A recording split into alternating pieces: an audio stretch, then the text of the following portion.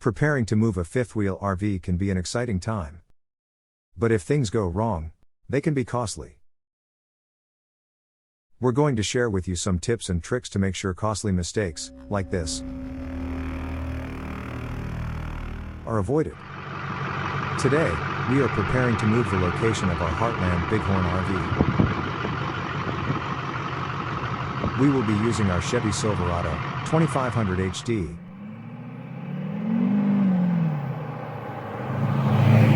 Which has the renowned Duramax LBZ V8 engine. So, let's get into it. Do you enjoy completing jigsaws?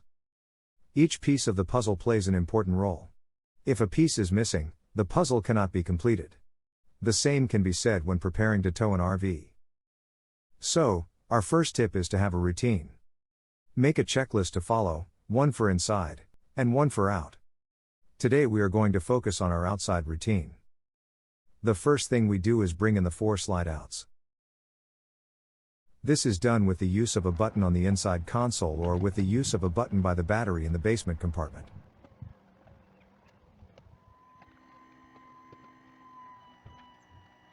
The next thing we do is raise the rear jacks. These are stabilizing jacks, which take out any movement from the RV while people are moving about inside when parked. So raising them now is safe to do. We then move to the front of the RV, and before raising the landing gear, we get the truck underneath and hooked up. With it being a fifth wheel hitch, it makes it a lot easier to align the truck with the trailer than a travel trailer hookup or tow ball hitch. It's easily visible through the back window. Once the hitch is under the trailer, it is imperative to do a tug test.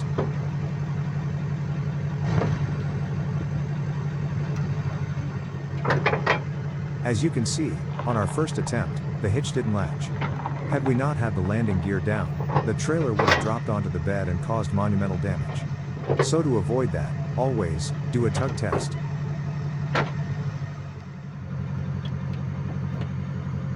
Next, I plug in the lights and the brakes.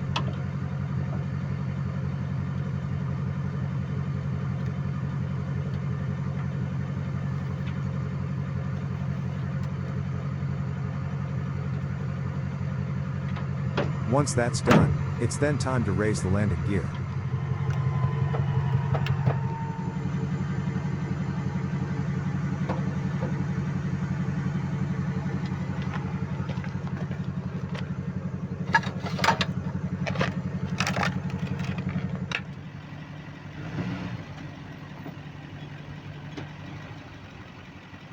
A final walk around, making sure everything looks right and is closed up, I remove the chocks.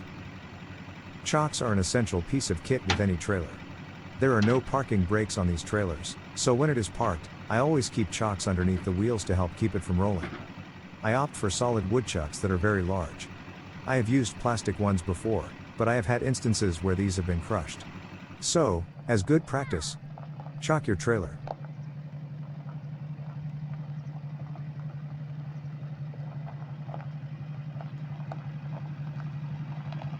At this facility, they have a weighbridge. Just for curiosity's sake, we're going to take this rig through and weigh it.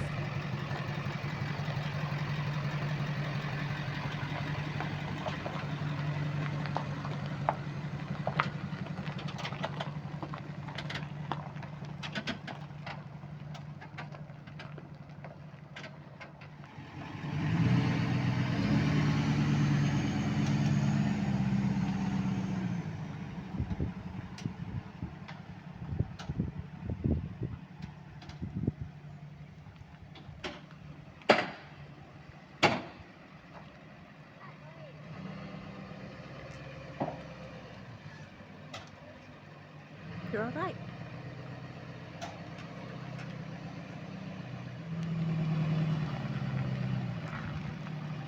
Yep.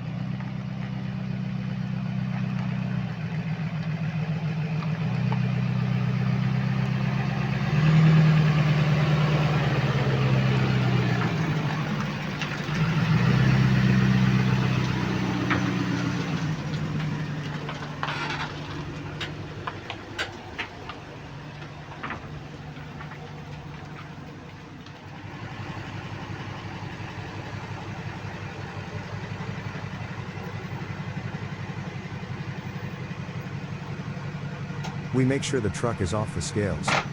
Then drop the landing gear, just enough to take the weight off the fifth wheel hitch.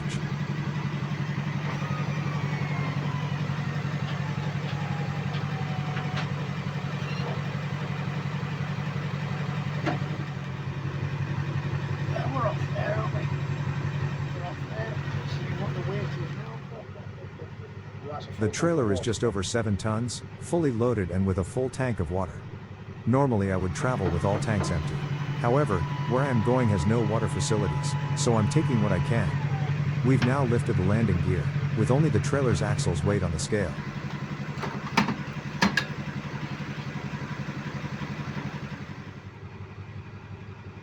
We have an axle weight of 12,478 pounds, giving us a pin weight of 3,087 pounds.